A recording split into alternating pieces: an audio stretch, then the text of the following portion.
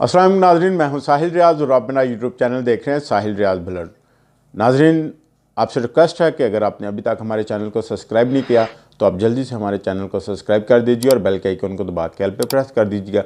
ये आपकी छोटी सी काविश हमारे लिए बहुत फ़ायदेमंद हो सकती है। तो नाज़रीन, साबका वज़ीर-ए-आज़म इमरान खान साहब ने अडियाला जेल में वकला से और मीडिया से गुफ्तगू की और वो सारी गुफ्तगू जो उन्होंने मीडिया और वकला से की, उनके ऑफिशियली अकाउंट से ट्वीट की गई, वो आपसे शेयर करते हैं। तो नाज़रीन, उन्होंने कहा कि याह्या खान पार्ट 2 के इक़्तिदार को तवील देने और 9 मई के वाक़यात को छुपाने के लिए काजी फ़ाइज़ ईसा ने 9 मई फॉक्स फ्लैग ऑपरेशन और 8 फरवरी इंतखाबी धांधली से मुतल्लक हमारी पिटीशन नहीं सुनी। तरीक़े इंसाफ के साथ तारीख़ की बदतरीन इंसानी हकूक़ की खिलाफ वर्जियाँ की गई। ज़िले शाह से लेकर समी वज़ीर तक हमारे साथ जुल्म व जबर हुआ और ये जुल्म व जबर की एक तवील दास्तां है। हमें मुल्क भर में किसी भी अदालत से इंसाफ नहीं मिल सका। अदालतें मफलूज हैं।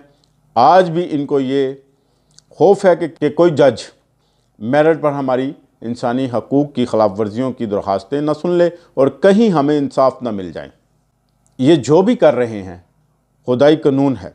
जुल्म व जबर का दौर ज़्यादा देर तक नहीं चल सकता। सऊदी अरब के वली अहद शहज़ादा मोहम्मद बिन सलेमान का इंतहाई मशकूर हूँ कि उन्होंने मेरी अपील पर 7200 के करीब गरीब और मुस्तहिक पाकिस्तानियों को सऊदी अरब की जेलों से रिहा किया।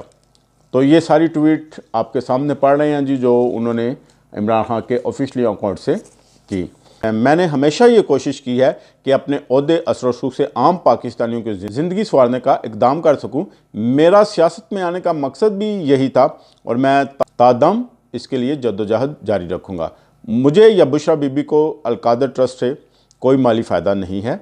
मलक रियाज इस बात की गवाही देंगे कि मैं वाहिद वज़ीर आज़म था जिसने इनसे अपने ज़ाती या माली फ़ायदे के लिए कोई चीज़ तलब नहीं की। जरदारी की तरह बिलावल हाउस नहीं बनवाया और ना ही शरीफ ख़ानदान की तरह वन हाइड पार्क दुगनी कीमत पर बेचा। मेरे लिए पाकिस्तान के नौजवानों का मुस्तकबिल अहम था, इसीलिए एक अलकादर ट्रस्ट कायम की। उन्होंने मुझे तकलीफ़ देने के लिए हर हरबा इस्तेमाल किया है। बुशरा बीबी के ख़िलाफ़ अपोजिशन की जानब से चलाई जाने वाली सोशल मीडिया कैंपेन की मैं सख्ती से मज़म्मत करता हूँ।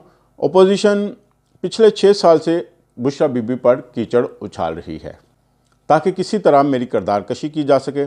जो हमारे खैर ख्वाह थे वो उनके प्रोपेगेंडे का हिस्सा बन चुके हैं। वो अब हमारे खैर ख्वाह नहीं बल्कि हमारे दुश्मन के मिशन की तकमील कर रहे हैं।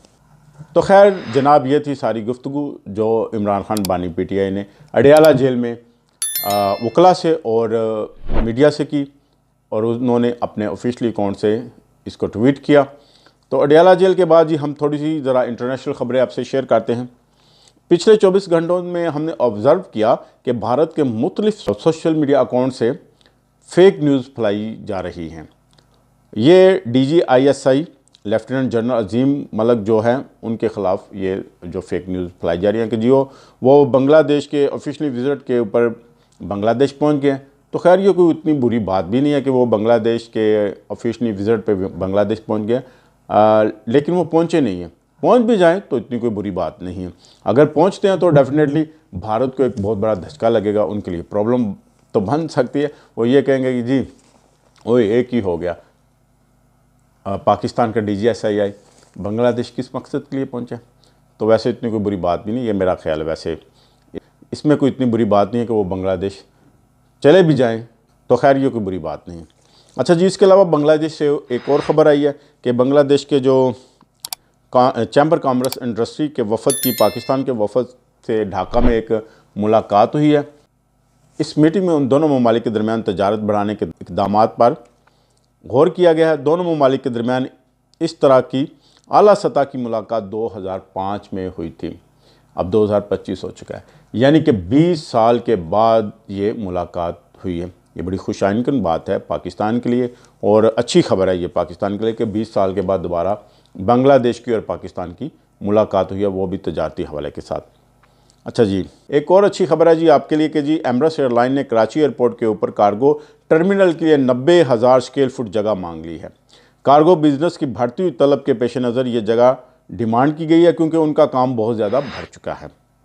ये पाकिस्तान के लिए बहुत अच्छी खबर है कि चीज़ें आ जा रही हैं और मुल्क तरक्की की जानब गामजद हैं। लेकिन इसके साथ एक बुरी खबर भी है जी कि महकमा मौसमियात ने मुल्क के बेशतर इलाकों में कम बारिशों की वजह से खुश्क साली का ख़तरा बता दिया है और उनके मुताबिक 1 सितंबर 2024 से लेकर 15 जनवरी 2025 के दरमियान मामूल से 40% कम बारिशें हुई हैं। सिंध में 52% कम बारिशें हुई हैं, बलूचिस्तान में 48% कम बारिशें हुई हैं, जबकि पंजाब में 42% कम बारिशें हुई हैं। ये बहुत बड़ी रेशो है, तकरीबन 50% जो कम बारिशें मुल्क पाकिस्तान में हुई है और इसके साथ जो नॉर्दर्न एरिया है उनमें भी बर्फ़बारी बहुत कम इस दफ़ा हुई है। तो जनाब ये पाकिस्तान के लिए बहुत खुशहाली का जो साल बताया जा रहा है। पाकिस्तान एक ऐसा मुल्क है जो इससे बहुत ज़्यादा शदीद मुतासर हुआ है।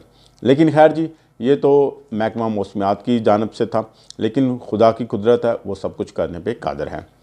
इसके अलावा एक और ख़बर है जी कि PIA के पायलट ने गफलत का मुजाहरा किया। उसने मुसाफिरों की जान को ख़तरे में डाल दिया। दमाम से मुल्तान आने वाली फ़्लाइट के तैयारे को रनवे पे उतार दिया गया।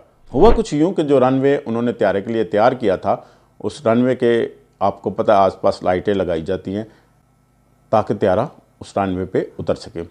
लेकिन जो पायलट ने उस रनवे पे उतारने की बजाय किसी दूसरे रनवे पे उस तैयारे को उतार दिया। तो खैर काफ़ी ख़तरनाक काम था, लेकिन खुदा का शुक्र है कि कोई इतना बड़ा हादसा पेश नहीं हुआ। सभी जानें महफूज है, सभी मुसाफिर महफूज है, लेकिन ये है बहुत ख़तरनाक रिस्की काम था। आगे जी आपसे एक और खबर शेयर करते हैं कि ग्वादर में बलोच एक्शन कमेटी के ज़ेर एहतमाम एक बुक स्टॉल के ऊपर पुलिस ने छापा मारकर उन्हें किताबों समेत हिरासत में ले लिया और उन्हें सिटी पुलिस स्टेशन ग्वादर ले गए। पुलिस राय के मुताबिक इनका मकसद किताबों की छानबीन करना था ताकि ये मालूम किया जा सके कि इन किताबों में रियासत मुखालिफ मवाद या पाबंदीशुदा किताबें तो नहीं है। पुलिस ने किसी भी तालिब इल्म की गिरफ्तारी की तरदीद की है। तो जनाब सिर्फ वो किताबों को अरेस्ट करके ले गए हैं, तालिब इल्म को छोड़ गए हैं।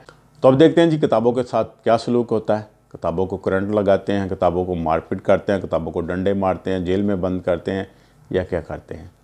अब ये हाल रह गया कि जी किताबें गिरफ़्तार होना शुरू हो गई हैं। तो नाज़रीन, ये थी आज तक की न्यूज़ अपडेट और आपसे रिक्वेस्ट है कि अगर आपने अभी तक हमारे चैनल को सब्सक्राइब नहीं किया तो आप जल्दी से हमारे चैनल को सब्सक्राइब कर दीजिए और बेल के आइकन को दबा के ऑल पे प्रेस कर दीजिएगा। शुक्रिया।